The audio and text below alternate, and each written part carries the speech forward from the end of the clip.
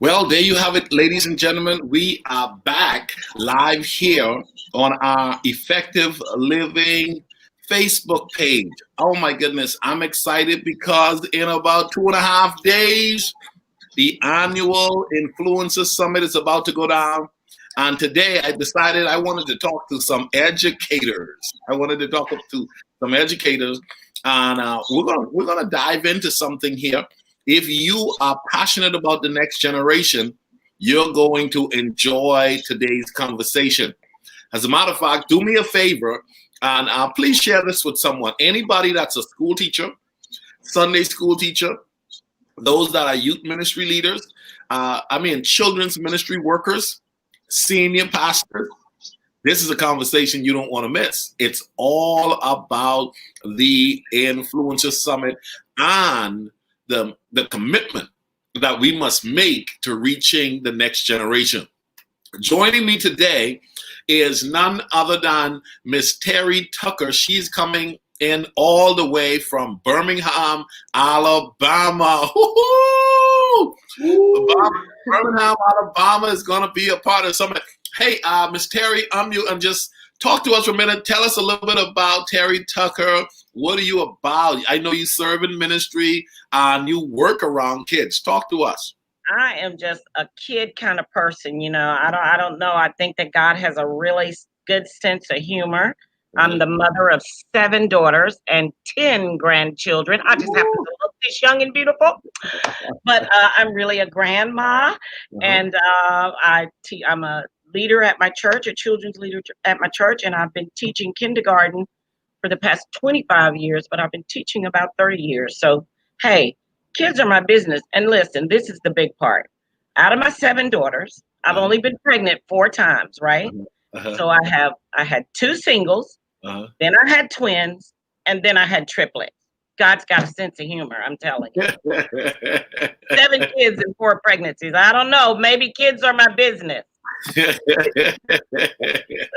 I absolutely love it. Sherry, we have done a number of things together over the years.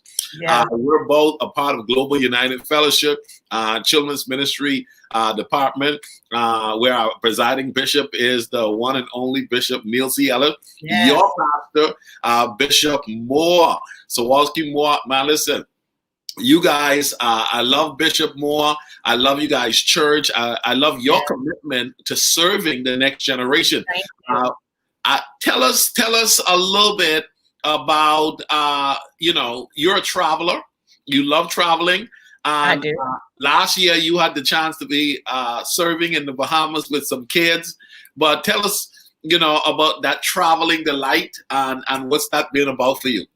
Well, it's been magnificent, and I had the best time when I came to the Bahamas. It was not my first time being there, but it was my first time experiencing a junkanoo. Did I say it correctly? Yeah. And so I'm still talking about that. I was so excited. The children were so beautiful, and I learned so many things on that one particular trip with Global, and I actually presented to the children that year. That was my first time presenting to the children, and I enjoyed that tremendously. I had a really good time. Well, you're a leader of leaders, and you have led us in the annual the gathering over a number of years, and so you're truly appreciated. Thank you for all you do. I have coming in all the way from Grand Bahamas. Grand Bahamas is going to be in the house, ladies and gentlemen. Miss Linda Patrick. What's up, Miss Linda? Miss Linda, go ahead and hello, everyone. Yeah, go ahead and tell our listening viewers and those who are listening a little bit about yourself. Okay, I am from Freeport, Grand Bahama, and that is in the Bahamas. Yay, I see we're represented. And I am so excited and love the fact that I am in the Bahamas. Guess what? There's no better place. It just keeps getting better. And so I serve as, and I've always worked with children. So I serve as a director for Children's Ministries covering Grand Bahama, Abaco, Berry Islands, and Bimini as it relates to church for the Northern Bahamas Conference. And I'm also a teacher. So I have taught for probably the past 17 years. And currently I'm a sixth grade teacher.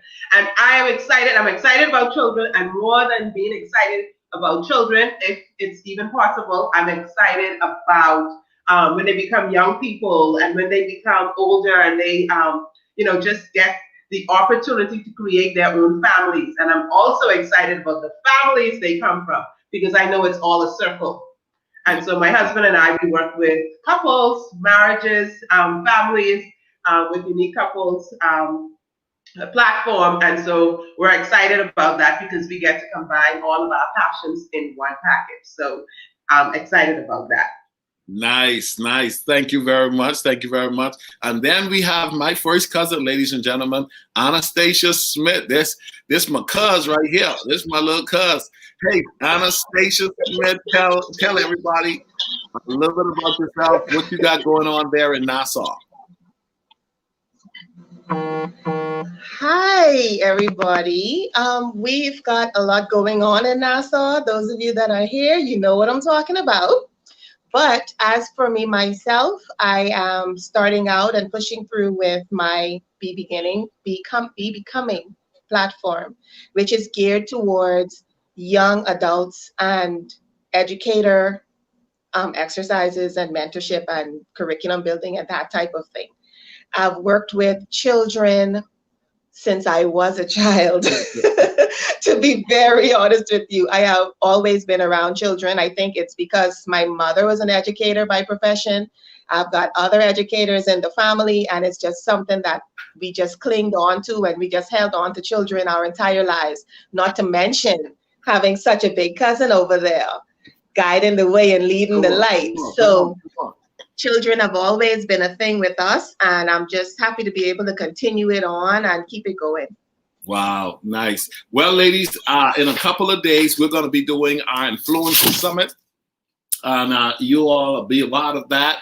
The past few years, we have done a series of training, and you guys have been following me and connecting with the children's ministry training that I've done over the years, not only in the Bahamas, but here in the United States. To you, I would love to hear your thoughts on the term influencer. When do you think of the term influencer, what comes to mind? And before you guys answer, I'm going to ask Ms. Terry to take the lead on this. Those of you that are watching, please check in. We see that we have Grand Bahamas watching. Freeport is in the house. Go ahead and let us know where you're watching from, where you're listening, and we want to know. And if you believe that it is important to train children while they're young, please let us know. We would love to hear from you. Ms. Terry, when you think of the term influencer, what comes to mind? You're muted still. You're still muted. There we go. Well, there's quite a bit that comes to mind when I think about influencers, because we all have the capability to be influencers, but we want to make sure that influence is positive. And so I think it has to be someone who has the ability to have a positive effect on another person's character. Perhaps like, getting people involved in things, helping people to realize who they are and the potential that they have inside of them. And just being able to get people to move forward or progress in a positive manner in life. And, because sometimes a lot of us, especially now with COVID and everything going around, we have so many people who have taken a turn for the worst as far as financially stable jobs and all those kinds of things. Yep. So we need these type of influencers, and especially the Influence Summit, especially with children. Children are really having a hard time adjusting to school online. I know that a lot of our children are having trouble adjusting to that. So I think this is going to be very positive for children, and especially us adults, because some of us have got to adjust to online learning as well. Yeah, it's interesting. We're going to come back to that in a minute. Ladies and gentlemen, if you're watching, you don't want to miss this. I have 3 educators on. Okay, this is going to be fun. I'm about to push the envelope on this conversation. But go ahead, Miss Linda, what's your thought on the term influencer? What comes to mind? Um, a thought that keeps, kind of repeating would be, I believe it was Eleanor Roosevelt who said that the future belongs to those who see the beauty of their dreams. Yep. And when I think about an influencer, I think about the influencer being someone who is constantly going, trying to achieve their dreams. And then, of course, you have people seeing this. So the influencer for me is a magnet, attracting people to them. And while they're attracting, they're also achieving their dreams and encouraging others, inspiring others, motivating others to also accomplish and achieve their dreams.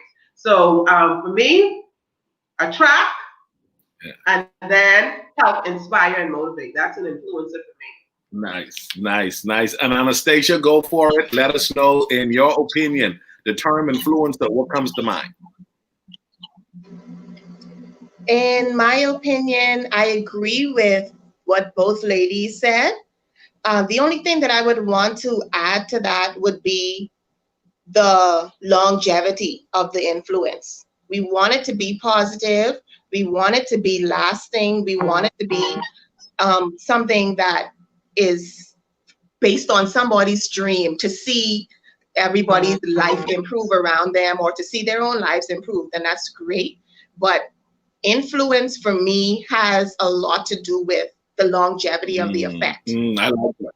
There are some people that can change your mind for a little bit, or they may sway you into doing something for a little while. But a true influencer has an effect on you for a lifetime. Those are the people that you're talking about when you're 60 in a rocking chair and you're remembering something awesome that happened in your life, and the person who helped you to have it. Wow. With you saying that, I love that. I really do. Yes, I love that. The lasting impact. Leaving a legacy. Is it legacy for last year? I love it. That's good. Yeah, legacy. Yes. Yeah. Let me ask you this. Let me ask you ladies this. With that said, there are a lot of people who find themselves with kids. How many of y'all know the phone always rings when it doesn't need to, right? It's just crazy. But there are a lot of people who they see kids around. Very few people understand that there is a skill set that comes behind working with kids. There's and that skill set is acquired. You can learn how to work well with kids. What do you guys think about training training when it comes to working with young people? Obviously, everything has changed. What we've become accustomed to over the years is quite not the same. And so, any thoughts on that, Miss Terry? When you're in the classroom now, you're dealing with parents, administrators. The way you taught, the way you were engaging with students have all shifted. Tell us a little bit about that, and we're going to go around and find out what the other ladies have to say. Well, I probably have the most interesting story of all, and at my school, I'm probably the most seasoned teacher here. Sure. So, of course, I don't say that I'm computer illiterate, but of course, all these new techniques I find a little difficult to, maneuver and get through and get what I have to get done. Yep. And I tell you what, we never stop learning. That's the most important thing. We never stop learning. Once we stop learning, we stop growing. Well, and so you'll never guess. This is a good one, you guys. Who taught me how to do most of what I know how to do now to get everything set up for class? My 8-year-old granddaughter. She's the one. And I even have, it's so amazing. This is why training is so important. Yeah. I even have, when I'm in class and I have my 18 little students and we're on Zoom and we're doing something, and I may have forgotten to put the volume on share screen or something like that, I have those little 5-year-olds saying, Miss Tucker, you forgot to put the share screen on. We can't see it. And I'm like, oh my goodness. So I even have my little 5-year-old, and they just get such a big kick out of that. Training at all levels is so important. And we have so much that we can learn from the little ones. and the little ones have so much that they can learn for us. It's like a cycle. It's like a circle. Yeah. You know, that training and learning goes around and around and around. Yeah. So yeah, we never stop learning. I like that. I'm going to come back to that because I like that circle and I like that understanding that we can learn from children. And obviously we have something to impart in children. And I think that's one of the shifts that's occurring more now than ever, where there will be adults who fail to understand that these kids were born in this thing. We've had to adapt. We've had to learn this thing because some of us, if you're watching this and you can remember when there was the paid phone. Come on, how many of y'all remember having to have the yellow pages, okay? Remember how many of y'all remember the yellow pages? How many of y'all remember that big book, okay? And there was quarters. You always had some quarters with you wanted to make sure if you needed to make a phone call, but just so much has changed, and we at a certain age we've watched the change come about. Whereas a lot of the kids we're working with today, they were born in this thing. They were born in looking at tablets. They were born in seeing the fast rate of change. Miss Linda, in your opinion, training, understanding the needs of children at different levels of their development, how important is that? And you've been an educator for a while. Talk to us about the need to invest in training. I love what Mrs. Terry said. You know, you never stop learning, and I think that's important. That's something that we need our children to see. The young people. Okay, so 17 years in, I'm still learning. Terry is, a whole lot more, and she's still learning. So I think it's important that we get our children to understand that learning is not just confined to the classroom. Yeah. Okay, so if you want to know something more, you can go ahead and learn that. You can YouTube that, you can Google it, you can go and find out more about any subject that you're interested in. It's not just confined to the classroom or what your teacher tells you. So if I'm interested in something with art, I can go and find out more. And so for me, it's a lifelong learning process. So I have constantly done professional development, upgrading myself, and not just professionally, but personally. So doing personal development. If I find that, what area I'm not so good at and I want to be better, I do that. And I allow my kids and everyone around me knows that I'm doing something. So that love of learning, that love learning more and doing more and just becoming better, getting better with age. I use that with my children. I'm talking about, my own 3 kids as well as all of the children that I work with or come in contact with, that they, improve themselves. It's a constant thing. If you're on earth while we're here, we always need to be improving. Learning something new, learn something new every day, even if it is just how to share the screen. And my daughter, she's 3 years old, that's the youngest one, Victory. Victory K, she says she's always trying to get my phone. And so she wants to use that and go on YouTube. And so I have to remember to switch, from off of data, from Wi-Fi to data when we're driving. And so I took the phone from her, telling her I'll put it on. And she said, "Oh no, mommy."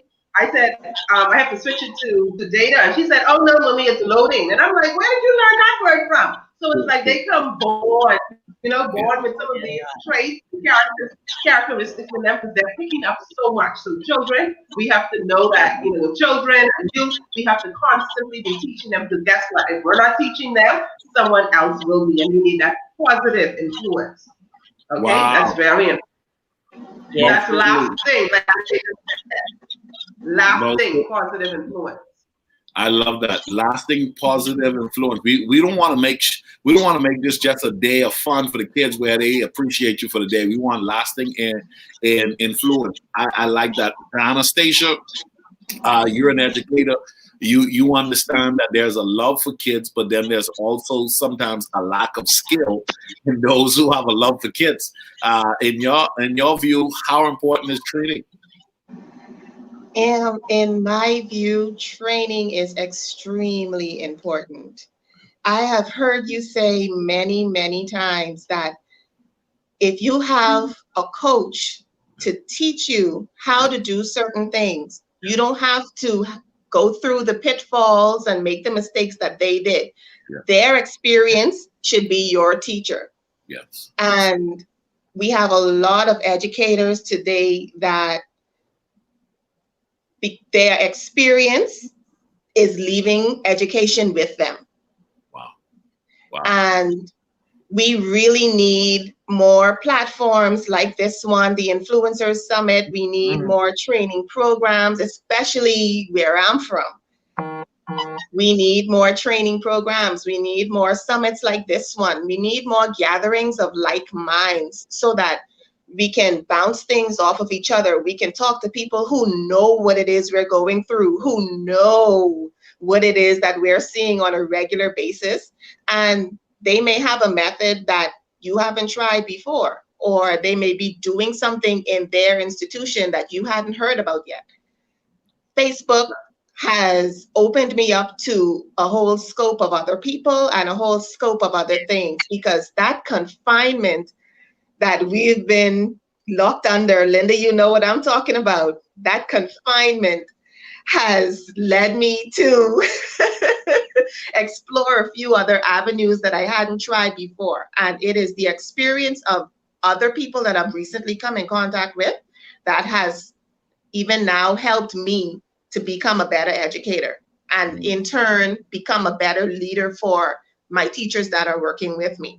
So training is extremely important, and I want the persons going ahead of us to ensure that they leave behind what they've done, and also be open to learning from the persons coming up behind them. Wow, that is so good. We're talking, ladies and gentlemen, if you're watching me, with three incredible educators from different areas. One is in Grand Bahamas, one is in New Providence in the Bahamas, the other one is in Birmingham, Alabama. And we're preparing, all of us are gearing up for the Influencer Summit. This is the gathering of those who are passionate about reaching the next generation. Here's what I know. If the future is to be changed, children are the agency through whom change will come. It's important for us to invest in children. Training is critical for next level living. Training is critical for better performance in ministry. Training is critical to help raise up a generation that will get it properly. Ladies, I want to ask you a question. You know, when it comes to training and development, over the years, you guys have had the privilege of reading books. You went and got your certifications, got licensed, paying the price, going the extra mile, preparing to do that class when you're tired, having to do an exam. How important is it going the extra mile as a person passionate about reaching the next generation? I want you to talk about that, because sometimes you don't feel like it, but obviously we can't let our feelings govern our performance when we have made a commitment to do something. But now, when it comes to growing, some people just sort of back out after a while and they stop engaging themselves at the level that they need to. And so, Ms. Perry, I want to ask you, in your opinion, how important is it for a person to make a commitment to improving as an educator, as a minister to children? How important is it to just go the extra mile, put in the work, do what you got to do? Well, as you can see, I'm still at school, and here in Central Time, it's like 5:30. So we definitely have to go the extra mile as educators. I'm here at 7 in the mornings. I'm leaving at 5 in the afternoons, or 5:30, just to make sure that I have things lined up and that things can flow very smoothly, because we are influencing little children. You know, we are influencing minds for the future.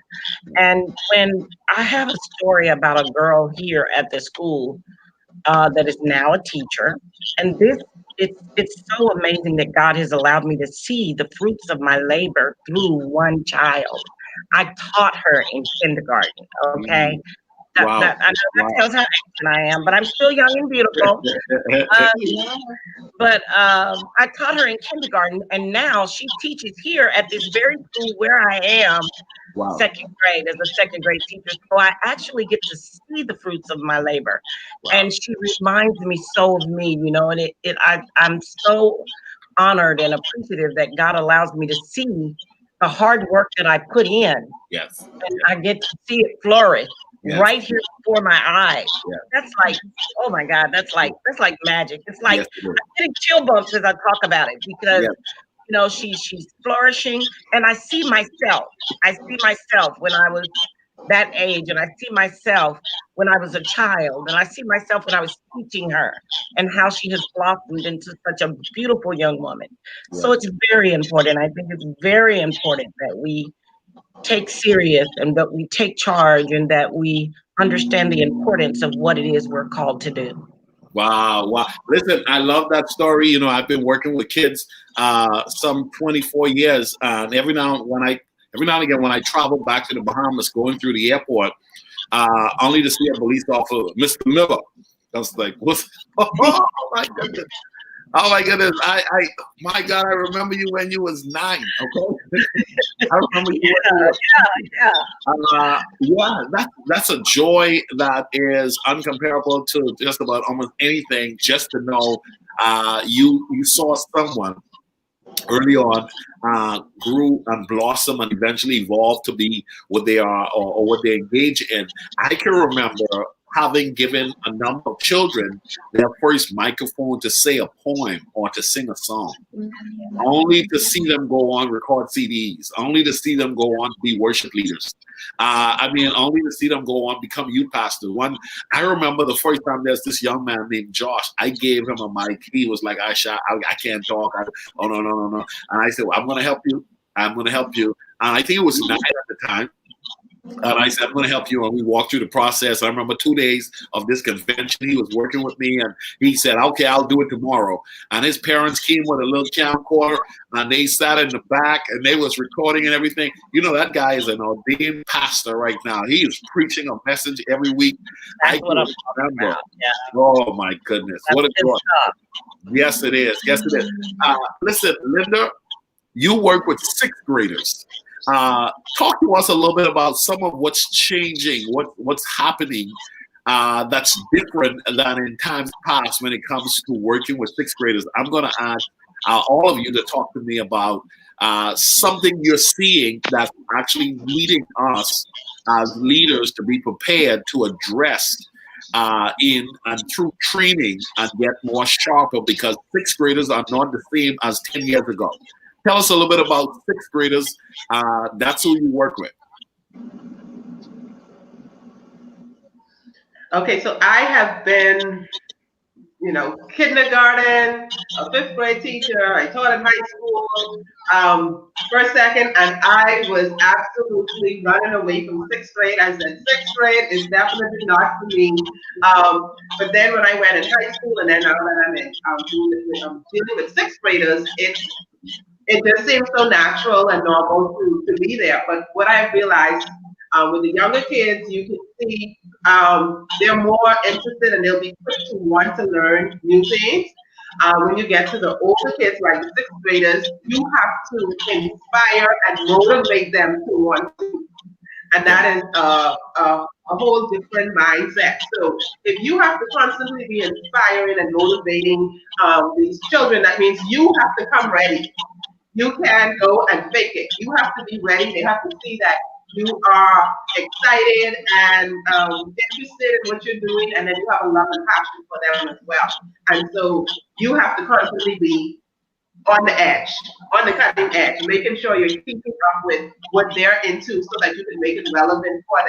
Whether it's the games that they're into or the shows or whatever, you have to bring that to them and make it relevant.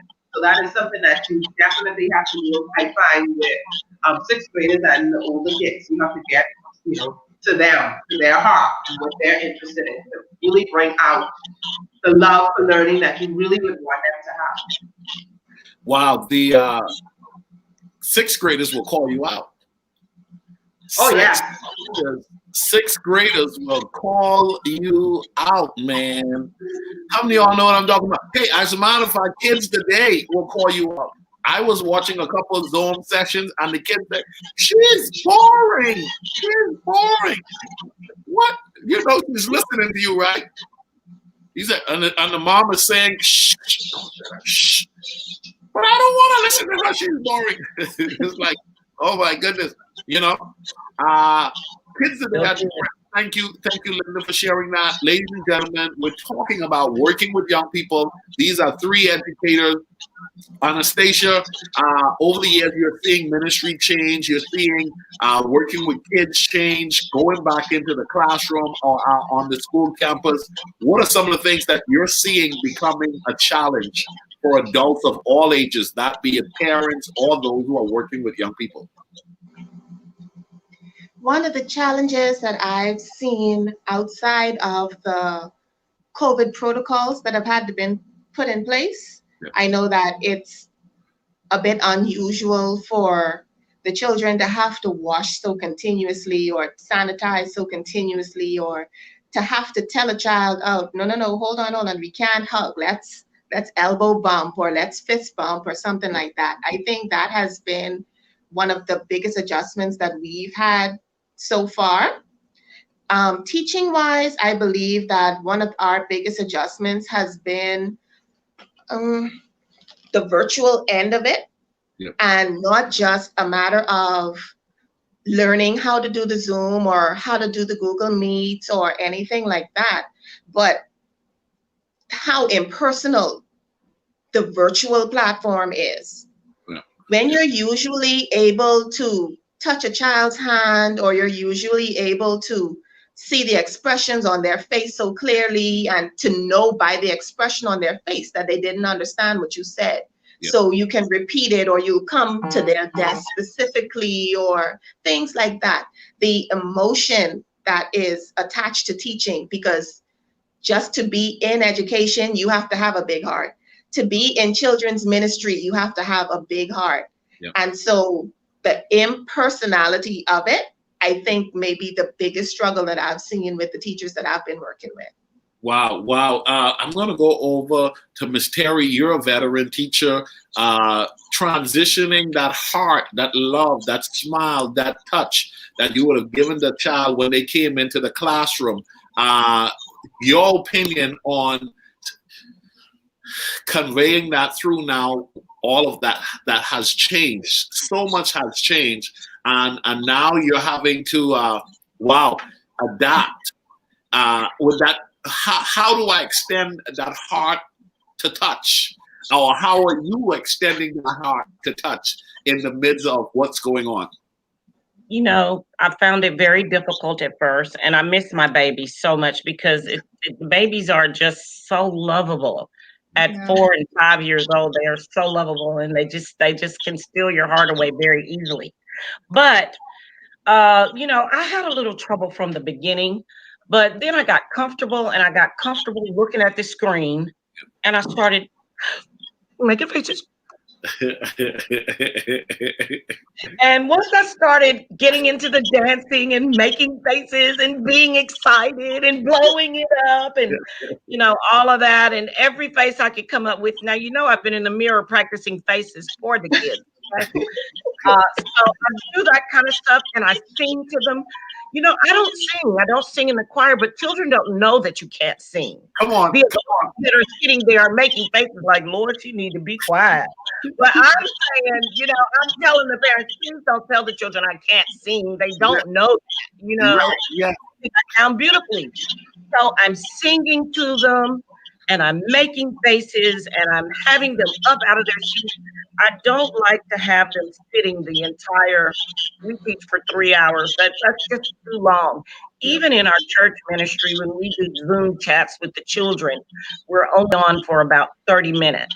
And we give the children the opportunity to talk to each other. It's not really about, you know, we'll try to incorporate a Bible lesson, but the children miss each other so much. Because right now, our church, we're still having virtual virtual church online. So we haven't started to go back. And some of the children say this, and this is a good thing. And I'm so happy to be able to say this. Yeah. Some of the children have said, "I miss children's church."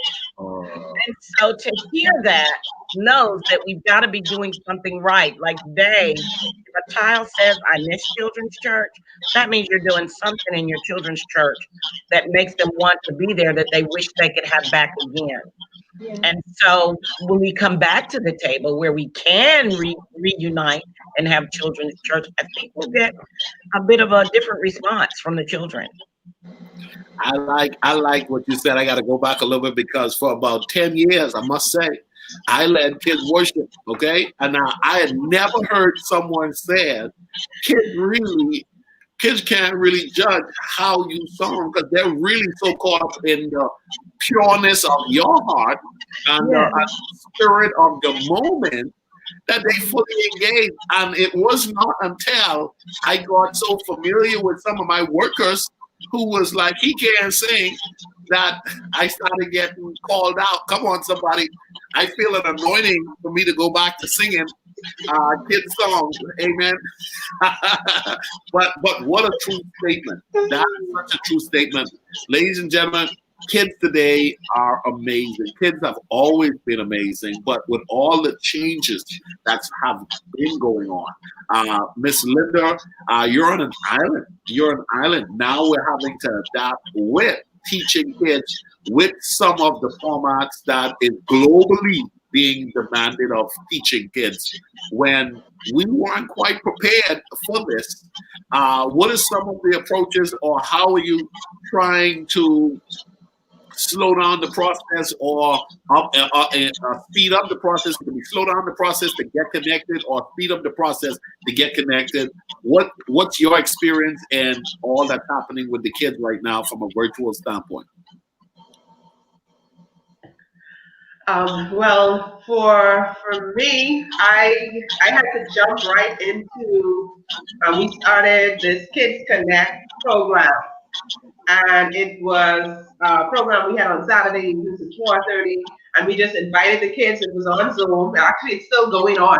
We invited them to come on Zoom, and it was more, we didn't want it to be like a webinar. We wanted where the kids could interact with each other, interact with us. Some of them came with their songs, so they were able to sing, read a scripture. We did, fun games. So we tried to bring what we would have done in a regular children's service on that to make it engaging and exciting for the kids. And I think we kind of accomplished that. And so while the kids were in lockdown, they had that to look forward to, because we were still not in church. So the kids needed to be able to have something that they look forward to. And then of course we were able to do Vacation Bible School, all virtual. And what really excited me about Vacation Bible School was the reports that came after. Okay, so we did our Facebook page, we developed a YouTube channel, all of this as a result of what has happened since COVID-19. And so I think the most amazing part is, and then we had kids doing music videos. They taking scripture and making music videos, all of the things that would have been here, accessible for them to do. But it's like, this has forced us to be creative, like right away, and put it all out there. So we had kids doing cooking show. We had a cooking show. My daughter was even in a cooking show. She's 3 years old. And so we had kids making up their own recipes, sending us videos, and we're posting those. And so it has really been, it just lets you feel that, this generation is going to be all right. They were quick to jump to the task, to do those scriptures, to create those videos, and then they're not shy at all. Adults would have the reservation, I can't go in front of the camera. What would people think? What would they say? With the children, they got right into it. They just got it done. It didn't matter that it wasn't perfect. They just got it done. And just having it done, I think that's the biggest thing that we learned. Just doing it. Even with the lights, we just went on and did it. And I think we're like on the 27th episode. We just did it. It didn't have to be perfect. It was just done, and the kids enjoyed that. And I think that's a great lesson for them. They're just doing it.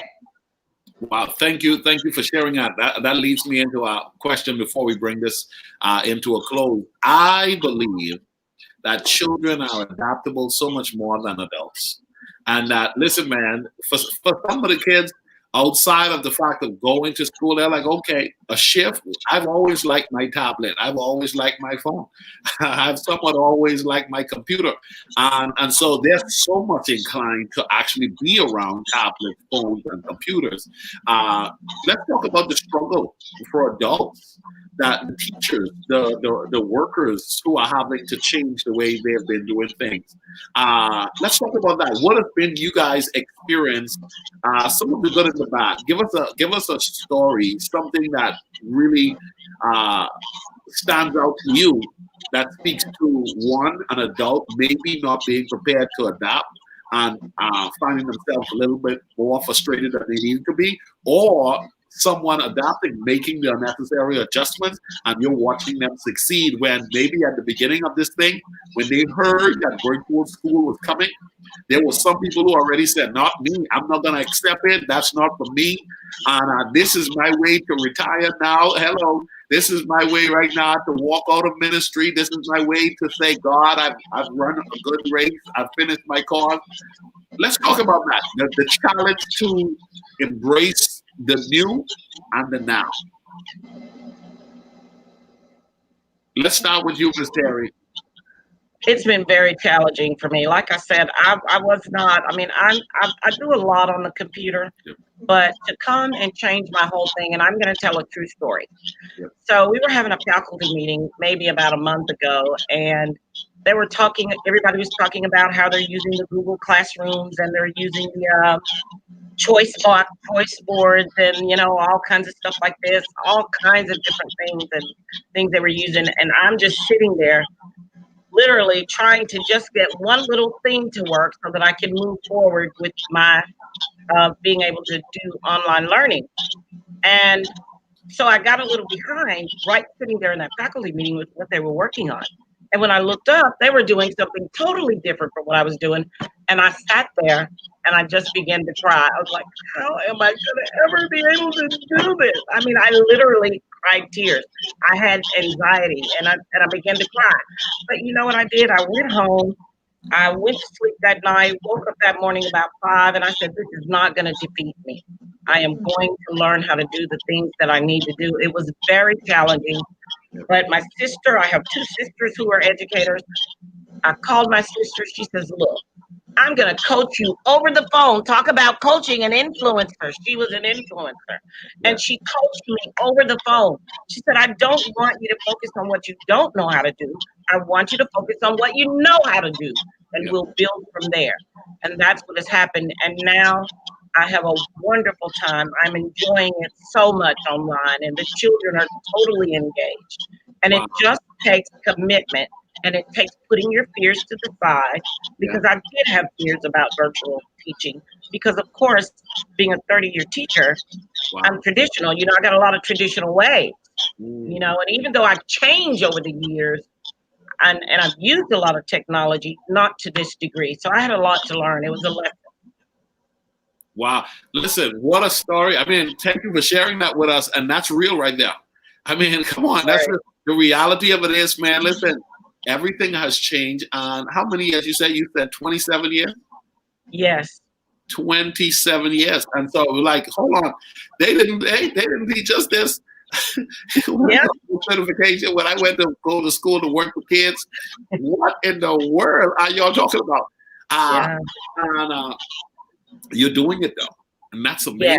And I think that's a testament to those who are listening, because there are a lot of other people who have literally decided to step out of the game and disconnect, when the truth is God's not finished with them yet.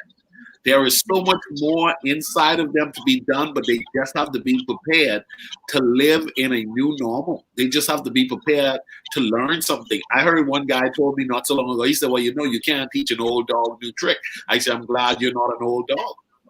I'm glad you're not a dog. I'm glad you're not a dog. You know, yeah, you may kind of teach an old dog new trick, but you're not a dog. And so we got to be careful.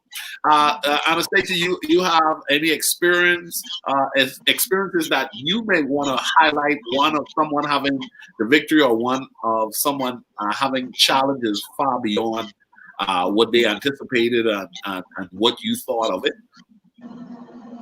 I do. I have a teacher that I work with who, when she first came to our school, she was and still is pretty shy. She doesn't bother with too many people. She's just that quiet, soft-spoken one. But if there's any task to be done, any challenge to be met, she didn't want to go up a grade level. I told her, listen, you can do this. We started this virtual thing. She's like, I don't even have a laptop. I cannot. Listen, you can do this. Yes. And she is one of those persons that when you throw a challenge at her, she may be timid at with it in the beginning. Yeah. But can I tell you that that young lady she started sending me YouTube videos. Wow. She was YouTubing and she was Googling, and every training opportunity that I shared with the other teachers and stuff, she was right there and she was right on it. And I can tell you, she is one of the most outstanding virtual teachers that I have going right now. Wow. Even though she didn't have that belief in herself at the beginning, or that confidence in herself at the beginning, even of working with us as a school. But it is gaining that knowledge. It is getting the needed experience. It is learning from someone ahead of you who's already been through it. That helps her to be more comfortable. And with us having such a limited amount of time, she knew already from the time she got the task that she didn't have any time to waste with it. Wow. And I think that with her getting that background knowledge and gaining that confidence so quickly, she has entirely soared. And I think that the summit that's coming up is a great opportunity to do the same thing. Because like you said, there are persons who are coming out of children's ministry or coming out of education because they feel that they're not able to handle the task ahead of them.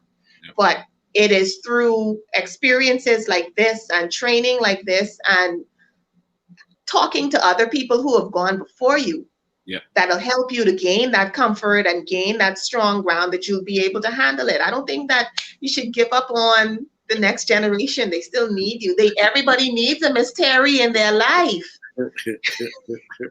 That is so good. That is so good. Listen, before Miss Linda share on this, I could remember, I could remember going to R.M. Bailey. And I remember our senior year when they talk about the computer lab and that they have a computer lab, and there's going to be a select group of kids that's going to be picked to go do computers. We're like, man, we don't get into no computer. Man, I won't go to no computer class, right? I remember the first year out of high school, second year out of high school, third year out of high school, I was then starting to be introduced to the computer. I can remember getting that first laptop. I can remember doing the little class. And then I found myself just in the last year falling in love with YouTube and how you can research everything and watch tutorials on how to walk through the process to really just bring your skill set up. So what they taught 10 years ago that you had to go to night classes for 6 night classes for, you can get in 10 minutes in a 10-minute video. These boys are literally the hands-on ability to get you connected to knowing how to do certain things is off the charts. And so for those of you that are watching, guys, listen, the Bible says the harvest is plenteous, but the laborers are few. We don't need this global pandemic to have taken you out of the race only to never come back, okay? Listen, if you're called, you need to sharpen your sword and get back in this battle, this fight, this game, whatever you want to call it, and tell yourself, I still got something to offer. And I'm grateful for having evolved, knowing that when I left high school, I didn't take one class in computer, and then to realize later, I mean, listen, I will compete and contend with the best of them out of my year in R&B League. Come on, ladies. When it comes to the computer. And so you got to be a continual learner. Linda said it earlier, getting better with age, making that commitment. Linda, you have seen teachers, maybe parents struggle with adjusting. Talk to us about any particular experience that you may want to share with our viewers today. Okay, Terry, I can definitely empathize with you. I know personally I have experienced what I mean it's just overwhelming, something overwhelming for me. So we have the Kids Connect Facebook channel, we had the YouTube, and then suddenly I had persons doing the editing for me, and then all of a sudden no one could help because of course everyone else is busy doing them. And I had to go ahead and do the editing because it needed to be done. Wow. And they're telling me, okay, use this program and use that program. And I'm like, oh my gosh, this program. And I'm trying all of these different programs that everyone else is telling me to use. And it was just so frustrating. I mean, like my head started to like expand, explode. I'm like, oh my gosh, this is just so overwhelming. And I'm supposed to be someone who's comfortable with the computer, but just doing this editing. And I felt so overwhelmed. I'm like, oh my gosh, is this how the children feel when they don't get it? And some people are constantly telling them, oh, do it this way, do it that way. And they feel burdened and I just felt overwhelmed, like, oh my gosh, I can't do this. And then, you know what? I decided to use what I have. I said, hold on, I did editing before. I may not have the perfect video, but I'm going to use what I have. I learned that about 20 years in college, 20 years ago or whatever in college. Let me use what I had. So I had a program on my computer. I just used that and got it done. And I think that was something important that I learned, that, hey, I like what Terry said. She had someone help. She was able to call her sister, and her sister was able to walk her through that. And I think that is something that we must not forget. At one point, I was just trying to do it all by myself instead of reaching out. And there were people who I could have called that I didn't call upon because I just felt that, okay, I needed to know and I should know how to do it. And then it just became so overwhelming. But for things like that, if you know that, hey, it's above or beyond you and you can only do so much, do what you can do, but then realize that, hey, there are people assigned to help you. I think Ricardo liked to say that. Coach Ricardo liked to say that, right? And I learned that dealing with children's ministry, there's someone assigned to help you, and you can pray for that. So I would pray, even with children's ministry, that Lord, send the volunteers, send the persons that I need. And I think even with what's happening with parents, a lot of them are overwhelmed. I had some of my parents who didn't even have email addresses. They didn't even know, how to get the information that I was trying to send to the kids. So it's like they had to do all of this. This learning curve was like so huge for a lot of people. And I think before, if I didn't have that personal experience with the editing, I would have just left it and just been so casual about things that being difficult for persons. But because I experienced it myself, I can see that there's a point where things will just be so overwhelming for people. So we have to make sure that they take baby steps. Okay, let's start with the basics. Let's get the basics covered. You know how to do this? Okay, do this at your level. And so even with the editing, I did the basics. And then gradually I learned how to include other stuff in it as well.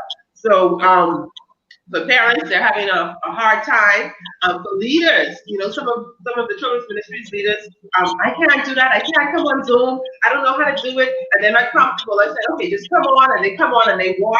And gradually they're turning on their video. Gradually, they're allowing their grandchildren or children to help them. And I'm saying, take baby steps. You don't have to do everything one time. Just take baby steps, and gradually, before you know it, you would be at a level where you're getting better. Learning something new every day, even with the technology, even as we face whatever is happening with COVID. And that's why I love the fact that, like I said, I'm always into training. I'm always into personal development. So Influencer Summit is just something that, hey, I look forward to because I know that I'm going to take my training and what I learned to another level. And guess what? I'm so sorry, I have to say this. When I went to training in Dallas for children's ministry, and I did not apply all of what I learned until like a year later. And then it clicked to me about a year later, I'm applying what I learned a year ago. So if that is happening, you have a delay between what you learn and what you do, then that means you have to constantly be learning Yeah. and Yeah. doing. So it never stops. So Yes. some of the things that I learned last year, I'm just applying this year. So having the training and the motivation just encourages you to keep applying, Yeah. keep learning, keep Yeah. applying, because you never know when that light bulb will go off in your head. Wow. Thank you very much. Oh my goodness. Ladies and gentlemen, there you have it. We've had three incredible ladies, educators, talking to us about children, talking about all of the changes that's happening. And to some degree, guess what? We got to now accept that as we move forward, not only will we have to adapt, we're going to have to now let go of some things we thought we would have never let go because we were in love with those things. But we're in a new day and we're moving forward. You got to tell yourself, I'm moving forward. Okay? I'm moving forward and I'm not going to be dismissed when I still have a future before me that says it could still be better than what I've experienced so far. And so when I start thinking, okay, there's still 10 years ahead, 20 years ahead, 30 years ahead, as a matter of fact, my mentor said to me, she said, you could still have another 45 in front of you. I'm like, woo-hoo. Listen, I mean, and Terry, you know the rate of change. The rate of change. Every Yes. 6 to 9 months, they're updating the phones, the computers, the cars, Yes. all of the technologies. Just 6 months, 9 months, everything's upgraded. It's no longer 12 months, you know? And so with that said, when you think about having another 5 years or having another 10 years or having another 20 years, as my mentor pushed me to think having another 45 years, I would be 90. That's not unheard of. Okay? Not at all. It's not unheard of. But the reality of it is, what will this world be like 90 at 90 for me? Okay? Now, here's the deal. I know people who have dismissed the idea of improving at this age because they've started to check out because they've been programmed to believe once you start to move towards 50, you need to start thinking check out. Okay? And people are living much longer. Okay? Human beings are living much longer. So what I'm saying to you, those of you that are called to reach children, youth, and young adults, you still got something to give. Why not sharpen the saw? Why not enhance your skill? Why not make a commitment to improve and discover what you need to discover so you can win? Ladies, could you give us a closing thought on inviting someone or those that are watching that may just feel exactly what you feel about training, about children's ministry, the summit, about young people? Say what's on your heart to challenge someone to join us on Friday and Saturday of this week at the Influencer Summit that's going to be virtual and open to anybody who's passionate about reaching the next generation. Well, Pastor Ricardo, I've had the opportunity to reach a lot of people since you put that cute little picture on of me, that the influencer picture that you put, So I put it on my Facebook page, and I got all kind of calls. Terry, my girlfriend from New York. Terry, are you gonna be? You're gonna be on? I said, yeah, I'm gonna be there. I'm doing it. Yeah. And so I'm so excited about it, and I do challenge you all, everybody out there, whether children are your passion or not. I encourage you to join this summit, the Influencer Summit, because there are a lot of important things and changes that are going on in the world that we need to come up with new ideas on how to deal with and how to handle. So I'm very excited. And for the first time, we have our whole group coming from Birmingham, Alabama. Will be our children's ministry group will be joining.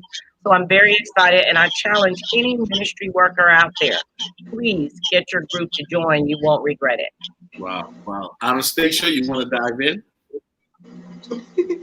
Well, Miss Terry has given a challenge to the children's ministry workers. I am going to give a challenge to the educators. Listen, just because you are not working in a church environment doesn't mean that this summit doesn't have something for you.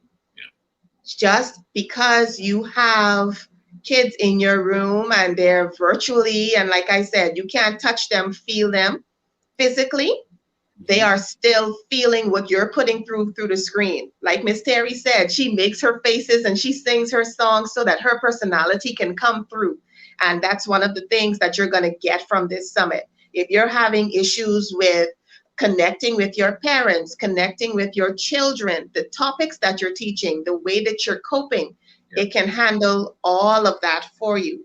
And even though we've already started the school year, it's still not too late to get in and get some improvement and get a new way forward.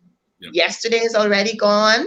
Today was here and it was great, but let's see what we're going to do about tomorrow.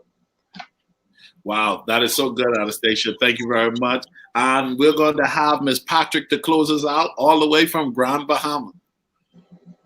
I love it. I love Terry just took away with the ministry leaders, and Anastasia went with the teachers. So I think, I'm just going to follow a trend here, and I'm going to go with, listen, if you are a leader, you don't have to be leading with children. You don't have to be a teacher in the classroom. If you just want to lead yourself and your family, you need to be to this Influencer Summit, because influencers, like I said earlier, they attract, they inspire, and they motivate. So imagine just being in a room, virtually or otherwise, with all of these, just the exposure of having all of these influencers together in one place. You will learn new skills, strategies. You'll be motivated and inspired, okay? Because guess what? A rising tide raises all ships. So if you're, in this environment, it can only help you become a better influencer. So join, be there. I have my team coming as well, and I'm looking to include other persons. Listen, if you're an individual and you just want to become better and just do personal development, like I'm always pushing personal development, whether you're called for something or whatever it is, you need to be trained. So join us at the Influencers Summit. It is going to be phenomenal. You'll have a great time, and most of all, you will become better. Even if it's a small little better, increase it. Like we say in children's ministry, you'll grow, grow, grow. Yeah. Join us at the Influencer Summit. We'll be there. Awesome. Ladies, I appreciate you all joining me, giving me and our viewers an opportunity to hear from you. Listen, I'm excited, people. I mean, Friday is here, Saturday is here, boom, and there's still time for you to register. So if you're a leader, go to the website and register. If you're a parent, if you're a teacher, if you're a children's ministry worker, if you work with young people in general, go to the website, learn about the Influencer Summit, and then bring your entire team. It's $99 for a team of 8. Okay, let me say it again, $99 for a team of 8. You can get 2 caramel macchiato with 2 shots extra inside that thing for that price. I mean, $12.50, okay? $12.50. It's the truth, I'm telling you. You buy 2 of those bad boys, it's gonna be but $14, okay? And $12.50 per person. That's good stuff, ladies and gentlemen. That's good stuff. I am so grateful for you, ladies. I'm going to see you guys in the Zoom experience on this coming Friday and Saturday. It's going to be grand. Everyone, share the link. Tag somebody that you think should be a part of this. Someone from another church. Make sure that they know this is the perfect time to get trained and get the necessary information to go back into ministry, progressing with the new methods necessary to reach young people today. I'm Coach Ricardo Miller, and I'm calling it a day. I got a Zoom session to do with my workers. Yeah. So I'm going on to another meeting. Guess what, guys? We can do so much more with technology. We just got to decide to embrace it. Embrace it. Don't fight it. Have a great day, guys. God bless you all. Bye-bye.